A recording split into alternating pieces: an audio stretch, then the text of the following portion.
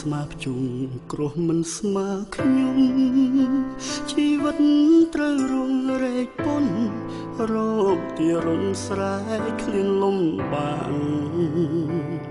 គ្រួសារក្រខ្សត់ជូចត់រុងនៅសែនតោកយ៉ាអាសូរបងគ្មានសម្រាប់លំបាកប៉ុណ្ណាបងស្រីស៊ូទ្រាំញឹងបងស្រក់ហូរប្រណាំងទឹកភ្នែកក៏បងមិនខ្ចីអល់អាយព្យាយាមស៊ូប្រឹងព្រោះគ្រួសារបងស្រីរឹងមកពុំពៀប្រណាំងនឹងវាសនារបបថោកថ្លៃប៉ុណ្ណា